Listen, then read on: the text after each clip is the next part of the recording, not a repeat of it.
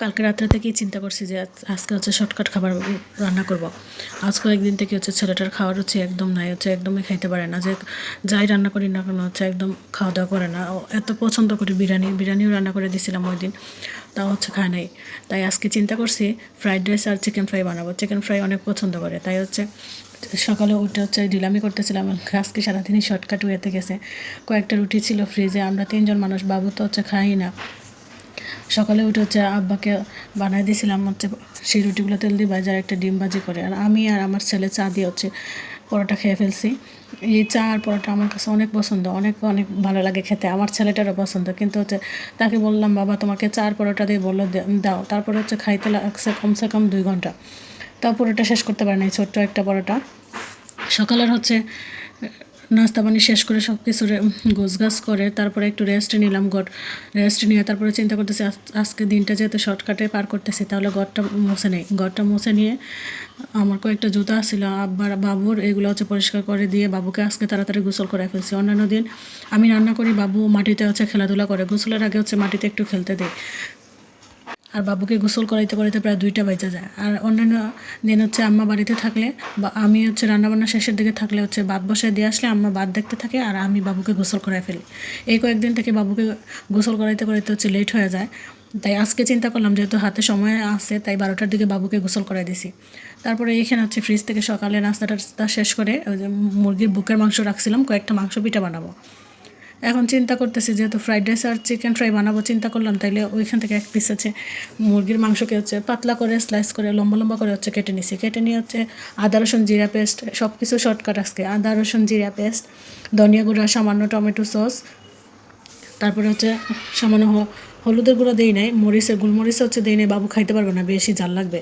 তাই সামান্য পরিমাণ হচ্ছে মরিচের গুঁড়া দিছিলাম, দিয়ে ওইটা হচ্ছে লেবুর রস দিয়ে ম্যারিনেট করে রাখছি 1 ঘন্টার মতো। তারপরে হচ্ছে গিয়া চিকেন ফ্রাইয়ের জন্য ময়দাতে হচ্ছে দিয়ে দিছিলাম সামান্য পরিমাণ লবণ, তারপরে ধনিয়া গুঁড়া, মরিচের গুঁড়া, হলুদের গুঁড়া দিয়ে হচ্ছে এটা মাখায় রাখছি। এইখানে হচ্ছে ফ্রাইড রাইসের জন্য আমি পানিতে হচ্ছে সব গরম মশলাগুলো দিয়ে বলক তুলে নিব 2 থেকে 3 মিনিটের মতো। এতে করে হচ্ছে মশলার যে সেন্টটা আছে এটা হচ্ছে পানিতে মিশে যায়। আর হচ্ছে ভাত যখন হচ্ছে পোলার চাল যখন সিদ্ধ দিবেন, আমি আজকে পোলার চাল দিয়ে করছি, অনেকের ফ্রাইড রাইস হচ্ছে বাসমতি রাইস দিয়ে করে, আমার কাছে বাসমতি রাইসটা এতটা ভালো লাগে না।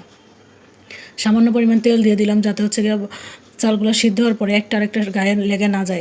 এই পর্যায়ে হচ্ছে 2-3 মিনিট আমি বলক তুলে দিয়ে দিছিলাম চাল দিয়ে হচ্ছে 5-6 মিনিটের মতো হচ্ছে বলক দিছি। দেখবো হচ্ছে চালটা 70% সিদ্ধ হয়ে গেছে কিনা। আপনারা হচ্ছে অবশ্যই চেষ্টা করবেন যে এইখানে একটু টেস্ট করে খেয়ে দেখতে। অনেক টাইমে দেখা যায় চালটা সিদ্ধ হয়ে গেছে, কিন্তু নামানোর পরে দেখা যায় যে ভিতরে কাঁচা কাঁচা থাকে। তারপর লবণ দিয়ে চালটাকে হচ্ছে ভালোভাবে সিদ্ধ করে নিয়েছি। চাল যখন হচ্ছে যে আমি টেস্ট করে দেখতেছি চালটা সিদ্ধ হয়েছে নাকি, দেখলাম যে হচ্ছে অনেকটা সিদ্ধ হয়ে গেছে। তারপরে একটু টেস্ট করে নামাই ফেলছি।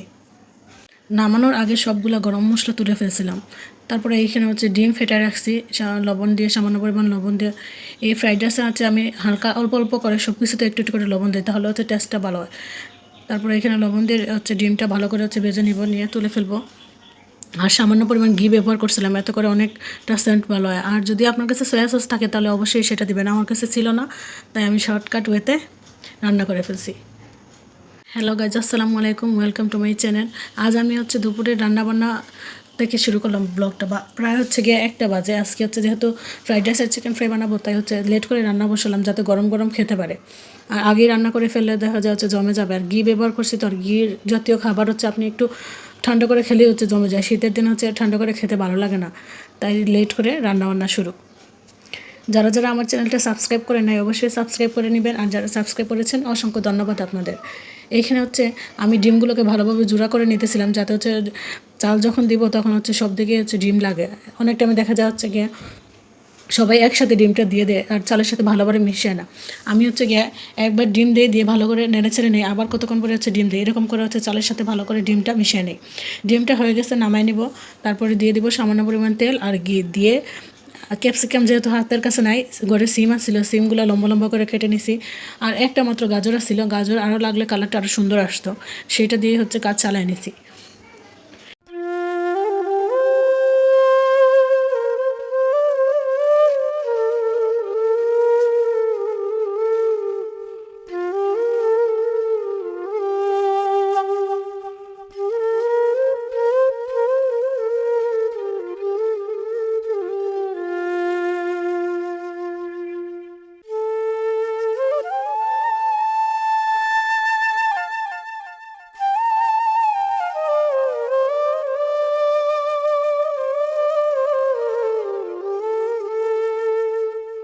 সিম আর গাজর সিদ্ধ হয়ে গেছে, তারপরে দিয়ে দিলাম সিদ্ধ করা হচ্ছে ভাতগুলো দিয়ে হচ্ছে ভালোভাবে নেড়ে ছেড়ে দিব। এরপরে দিয়ে দিব হচ্ছে ডিম।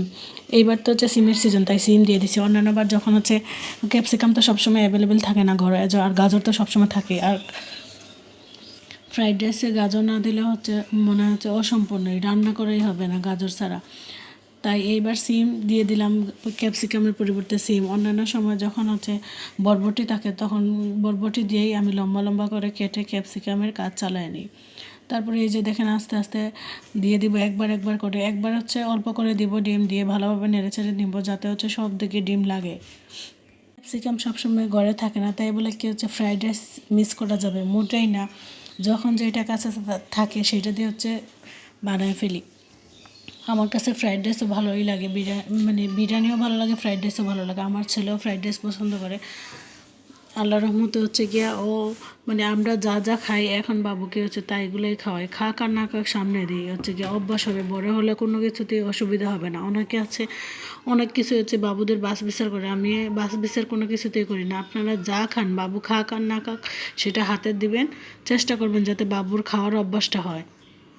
আমার ছেলেকে তো খাওয়া দাওয়া নিয়ে সেই সমস্যা, তাও তাকে হচ্ছে মাঝে মাঝে বলি, এখন মাত্র বাবুর বয়স 2.5 বছরও হয় না, তাও তাকে হচ্ছে গিয়ে মাঝে মাঝে প্লেট দিয়ে বসায় দিই, ভাতটা সব ছড়ায় দেয়, একদম যা খাই তাই হাতে দিয়ে হচ্ছে খাওয়ার শেখানোর চেষ্টা করি।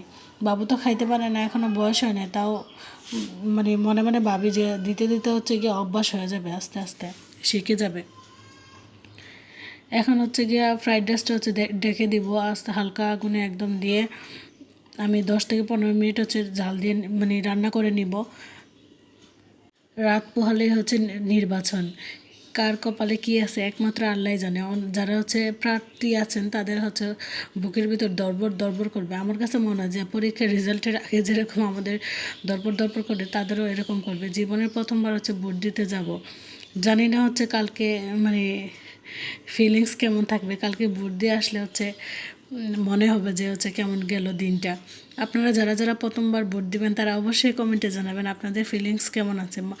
আর নিউজ দেখে মনে হচ্ছে মানুষ কি খুশি প্রথমবার হচ্ছে ভোট দিতে যাবে।